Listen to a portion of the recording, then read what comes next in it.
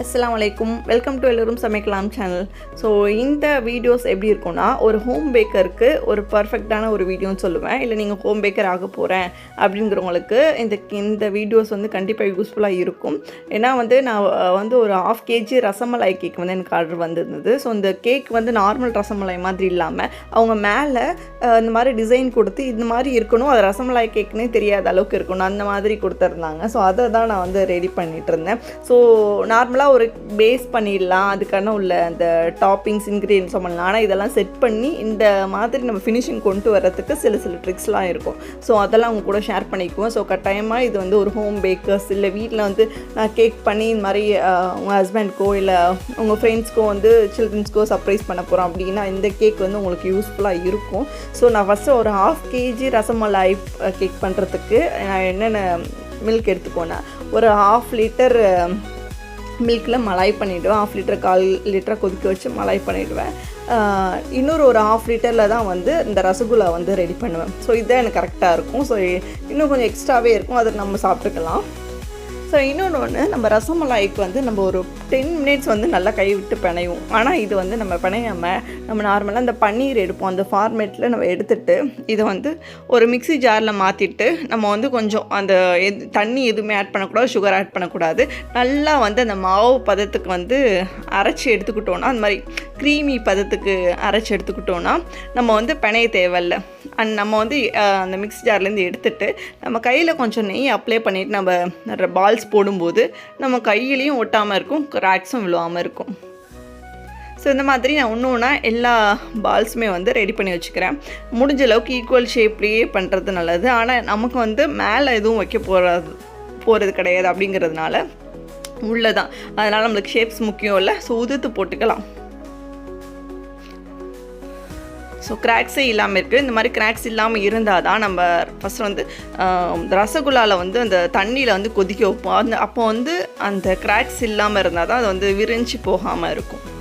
So இப்போ வந்து நான் தண்ணி வந்து வச்சுட்டேன். தண்ணி பார்த்திங்கன்னா ஒரு பாத்திரம், அதாவது ஹைட்டான பாத்திரத்தில் அந்த ரசகுல்லா வந்து கொஞ்சம் நல்லா கேப் விட்டு இந்த மாதிரி வேகிற அளவுக்கு நான் வச்சுக்குவேன். சுகர் வந்து ஒரு மீடியம் சுகர் இருக்கிற மாதிரி நான் பார்த்துக்குவேன். ரசமலாயில் மட்டும் கொஞ்சம் இனிப்பு கொஞ்சம் தூக்கலாக போட்டுருவோம். ஏன்னா நம்ம ஃப்ரிட்ஜில் வைக்கிறதுனால அதனோட இனிப்பு வந்து தூக்கலாக இருந்தால் தான் நம்ம எப்போயுமே ஐஸ் கூலிங்காக சாப்பிடும்போது நம்ம கூலிங்காக சாப்பிடும்போது அந்த இனிப்பு கொஞ்சம் கூட இருந்தால் தான் அது நம்மளுக்கு கரெக்டாக இருக்கும். ஸோ இப்போ இது நல்லா வெந்ததுக்கப்புறமா இதை நான் ட்ரை பண்ணி எடுத்து அந்த நம்ம வச்சுருக்கிற மலாயில் சோக் பண்ணி போட்டுக்கிறேன். நான் இதில் வந்து குங்குமப்பூ போடல, ஏன்னா நமக்கு வந்து கேக் வந்து மேலே அந்த எல்லோ கலர் எதுவுமே ஆட் பண்ணாததுனால நார்மலாக ப்ளெயினாக ஒயிட் கலர்லேயே போட்டு நான் அதுக்கு பதிலாக இந்த ரோஸ் பெட்டல்ஸை வந்து போட்டுக்கிட்டேன். எசன்ஸ் ஊற்றாமல் ரோஸ் பெட்டல்ஸ் போட்டுக்கிட்டேன். இது ஒரு நல்ல ஃப்ளேவராகவும் இருக்கும். ஸோ இதை அப்படியே நான் ஃப்ரிட்ஜில் எடுத்து வச்சிடுறேன். ஸோ இப்போ வந்து இந்த கேக்குக்கு மேலே உள்ள இந்த சாக்லேட்டெல்லாம் இப்போ ரெடி பண்ண போகிறோம். சாக்லேட் மேக் பண்ணுறதுக்கு ரொம்ப முக்கியமான விஷயம்னு பார்த்தோன்னா, ஃபஸ்ட் நம்ம மோல்டெல்லாம் வாஷ் பண்ணுவோம். வாஷ் பண்ணிவிட்டு அதில் இருக்கிற குட்டி தண்ணி கூட நம்ம தொடச்சி எடுத்துடணும். ஏன்னா சாக்லேட்டுக்கு தண்ணி வந்து எனிமி. சாக்லேட் பண்ணும்போது தண்ணி இருந்துச்சுன்னா நம்மளுக்கு அந்த ஷேப் ஒழுங்காக வராது. ஸோ எனக்கு வந்து இந்த ரவுண்ட் ஷேப்பும் தேவை, ப்ளஸ் வந்து இந்த செக்குடு ஷேப்பும் தேவை.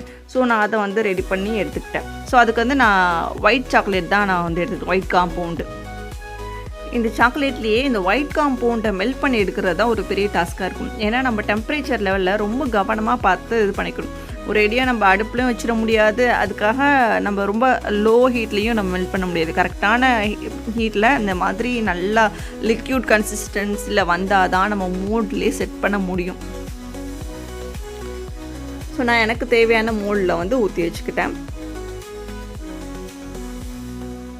நான் இதில் பாதியாக ஃபில் பண்ணுறதுக்கு காரணம் வந்து எனக்கு வந்து ஃபுல்லாகவே சாக்லேட் தேவையில்லை. இந்த ஒரு கிண்ணம் ஷேப்பில் வந்து இருந்தால் போதுங்கிறதுனால நான் ஸ்பூன் வச்சு ஸ்ப்ரெட் பண்ணி விட்டுக்கிறேன். நெக்ஸ்ட்டு நான் ஃப்ரிட்ஜில் வைக்கிறதுக்கு முன்னாடி லைட்டாக டேப் பண்ணோம். அப்போ தான் ஏர் பபிள்ஸ் இருந்தால் இது வந்து ஏர் பபிள்ஸ் இல்லாமல் கரெக்டாக நம்மளுக்கு ஷேப் வரும். ஸோ இன்னொன்று வந்து எனக்கு பேஸ்டல் பிங்க்கில் வந்து அந்த செக்குடு ஷேப் வந்து இருந்தது. ஸோ அதனால் நான் வந்து செக்குடு ஷேப்பையும் வந்து பேஸ்டல் பிங்க் லைட்டாக வந்து பிங்க் கலர் ஆட் பண்ணிவிட்டு ஒயிட்டில் நல்லா மிக்ஸ் பண்ணிவிட்டேன். ஸோ எனக்கு அந்த கலர் வந்துருச்சு. நான் வந்து செக்குடில் வந்து ஊற்றிட்டேன். ஸோ நம்ம எப்பயுமே சாக்லேட் மெல்ட் பண்ணும்போது கொஞ்சம் நிறையாவே பண்ணி வச்சுக்கிறது நல்லது. ஏன்னா நம்ம நெக்ஸ்ட்டு ஏதாவது கேக் ஆர்டர் வந்திருந்ததுன்னா அப்போது வந்து நம்ம ரொம்ப மெனக்கெட தேவையில்லை. ஸோ இருக்கிறத வந்து அழகாக எடுத்து கொடுத்துடலாம். ஸோ இதை நான் வந்து செட் பண்ணிட்டேன். ஸோ ஊற்றி டேப் பண்ணிவிட்டு ஃப்ரிட்ஜில் ஒரு 1/2 hour வச்சு எடுத்தால் போதும், அழகாக செட் ஆகிடும். அந்த மாதிரி மோல்டை பொறுத்த வரைக்கும் சிலிக்கான் மோல்டு தான் பெஸ்ட்டு. பிளாஸ்டிக் மோல்டு நான் ஃபஸ்ட்டு ஆரம்பத்தில் வாங்கியிருந்தேன். சுத்த வேஸ்ட்டு பிளாஸ்டிக் மோல்டு நம்ம நல்லா டேப் பண்ணணும், அது ரொம்ப சிரமமாக இருக்கும். எப்பயுமே சிலிக்கான் மோல்டு தான் பெஸ்ட்டு. ஸோ நீங்கள் வாங்குறதா இருந்தால் சிலிக்கான் மோல்டே வாங்கிக்கோங்க. ஸோ ரவுண்ட் ஷேப்பும் சூப்பராக வந்துருச்சு. ஸோ எனக்கு வந்து இந்த மாதிரி லைட்டாக கீழே கொஞ்சமாக சாக்லேட் இருந்து மேலே கொஞ்சம் இந்த கிண்ண மாதிரி இருந்தால் போதும் அப்படிங்கிறதுனால அந்த மாதிரி சிப் பண்ணி எடுத்துக்கிட்டேன். ஸோ கூடவே இந்த பிங்க் கலரில் இருந்த அந்த சாக்லேட்டையும் பேலன்ஸையும் வந்து ஊற்றி எடுத்து வச்சுக்கிட்டேன். ஸோ நான் வந்து இந்த 2 ஏஜ் வந்து 2 இந்த டெடி பேர் வந்து என்னோடய சிஸ்டர் பண்ணிகிட்டு இருந்தா. ஸோ அதுவும் ப்ளஸ் வந்து நேமையும் வந்து நாங்கள் வந்து ஃபாண்டன்ட்லேயே எழுதி வச்சிட்டோம். ஸோ இப்போ வந்து நார்மல் வெனிலா ஸ்பாஞ்ச் பேஸ் தான் எடுத்திருக்கேன். இதை வந்து நான் 1/2 kgக்கு 2 லேயராக கட் பண்ணிக்குவேன். ஸோ ஒரு ஸ்பாஞ்ச் வந்து நல்லா ஹைட்டாக இருக்கும் என்கிட்ட. ஸோ இப்போ நான் அந்த மேக் பண்ணுற இந்த கேக் வந்து கரெக்டாக 1/2 kg இருக்காது, கண்டிப்பாக 800 grams வந்து வந்துடும். ஸோ நம்ம ஹோம் பேக்கருங்கிறனால ஸோ நம்ம இதுக்கப்புறம் அதை கட் பண்ணி நம்ம யாரும் கொடுக்க போகிறது இல்லைங்கனால அவங்களுக்கே நான் ஃபுல்லாகவே வச்சு கொடுத்துருவேன். அந்த 1/2 kgயில் எவ்வளோ வருதோ அது ஃபுல்லாகவே நான் வச்சு கொடுத்துருவேன். இப்போ வந்து நான் வந்து எனக்கு 2 கலர் தேவைப்பட்டது. அதனால் விப்பிங் க்ரீம் பீட் பண்ணிவிட்டு அதில் பிங்க் கலருக்கு வந்து நான் தனியாக ஒரு கம்மியான பிங்க் கலர் ஆட் பண்ணிவிட்டு நான் வந்து ஒரு பைப்பிங் பேக்கில் போட்டு தனியாக எடுத்து வச்சுக்கிட்டேன். இப்போது ரசமலாய் கொடுத்து நான் வந்து சோக் பண்ணி வச்சுக்கிட்டேன். ஸோ இது நார்மல் பேசிக் தான். இப்போ 2 கலர் வரணும், எல்லோ ப்ளஸ் பிங்க். இதுக்கு நான் வந்து பைப்பிங் பேக்கில் போட்டு இந்த மாதிரி பண்ணிக்கிட்டோன்னா தான் நம்மளுக்கு 2 கலர் ஈவனாக வந்து நம்ம ஸ்ப்ரெட் பண்ணி விட முடியும். ஸோ பேசிக்காக நீங்கள் இப்போ தான் ஆரம்பிக்கிறீங்க அப்படின்னா உங்களுக்கு இதுதான் பெஸ்ட்டு மெத்தடு. ஸோ ஃபுல்லாக ஸ்ப்ரெட் பண்ணிவிட்டு நம்ம ஸ்பேச்சுலா வச்சு அழகாக வந்து ஸ்ப்ரெட் பண்ணி விட்டுற வேண்டியதுதான்.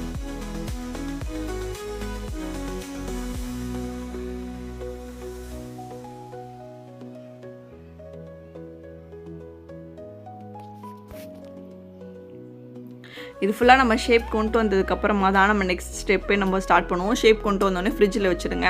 ஸோ கரெக்டாக அந்த ஷேப் எல்லாமே கொண்டுட்டு வந்தாச்சு. இப்போ வந்து நம்ம ஃப்ரிட்ஜில் வச்சு எடுத்திருக்கோம். ஸோ இப்போ வந்து அரேஞ்ச்மெண்ட் பண்ண போகிறோம். ஸோ நம்ம வச்சுருக்கிற சாக்லேட் எல்லாம் ஒன்று ஒன்றா அரேஞ்ச் பண்ணிவிடுவோம். கொடுத்துருக்க பிக்சர் பார்த்து தான் நாங்கள் அரேஞ்ச் பண்ணோம். மேலே வந்து கொஞ்சம் இந்த பேர்ல்ஸ் எடிபிள் பேர்ல்ஸ் இருந்துச்சுங்கள்ட்ட அதையும் தூவி விட்டுட்டோம். ஸோ அது இதுக்கு ஆப்டாக இருந்தது. நம்ம செஞ்சுருக்கிற சாக்லேட் எல்லாம் அவங்க கொடுத்துருக்கிற பிக்சர் படி செட் பண்ணி வச்சாச்சு. இந்த டெடி பேர் தான் அதோடைய அல்டிமேட்டு. ஆனால் எங்கள்கிட்ட கஸ்டமர் வந்து டெடி பேர் வேணாம் அப்படின்னாங்க. ஸோ நாங்கள் தான் வந்து கொஞ்சம் இது வச்சா தான் நல்லாயிருக்கும், ஃபுல்ஃபில்லாக இருக்கும்ன்ட்டு வச்சுட்டோம். ஸோ கூடவே அங்கங்கே ரசமலாய் பால்ஸையும் வந்து சொல்லி வச்சுருப்பேன். ஸோ அப்போ தான் நல்லா இருக்க மாதிரி இருக்கும்ன்ட்டு. ஸோ அவ்வளோதான், இந்த கேக் சூப்பராக ரெடி ஆகிடுச்சு. ஸோ இந்த வீடியோஸ் உங்களுக்கு யூஸ்ஃபுல்லாக இருந்துச்சுன்னா எல்லோரும் சமைக்கலாம் சேனலுக்கு சப்ஸ்கிரைப் பண்ணுங்கள். புதுமையான உணவுகளை புதுசாக சமைத்து பார்ப்போம். எல்லோரும் சமைக்கலாம் சேனல்.